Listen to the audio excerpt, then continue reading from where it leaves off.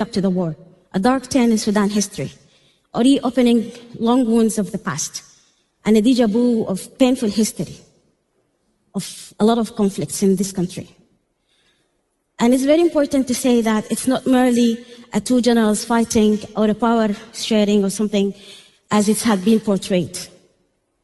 You have to understand the narrative of this war. It's all about reshaping Sudan, changing demographic setup of the country, moving populations so other people could come, erasing everything that's as a legacy for Sudan.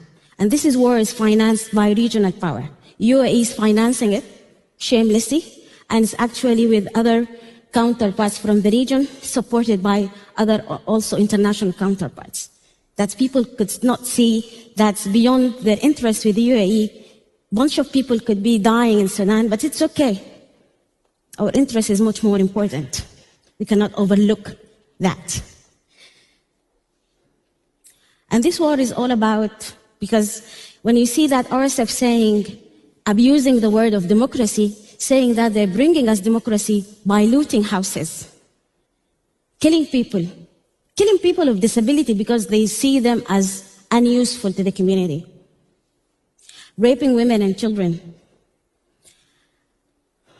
destroying even the museum. You know that our Nubian treasure is actually sold in the internet with $1,000 or even less.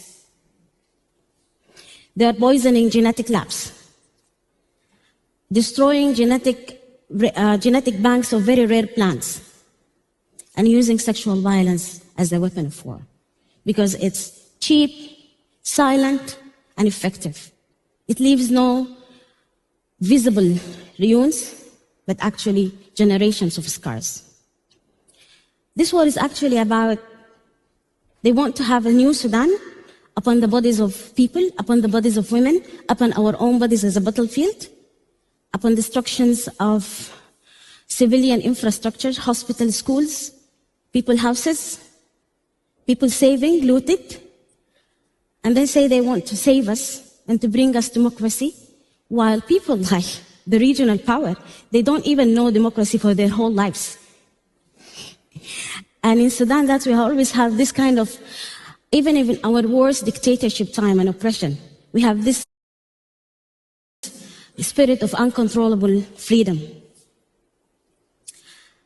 And all this in the pretext of they are fighting the Muslim Brotherhoods, the Islamists, the same Muslim Brotherhood we bring down on the revolution of 2019. We won over that. We won that battle before that. And nothing could be brought actually in the bodies of people as at the battlefield.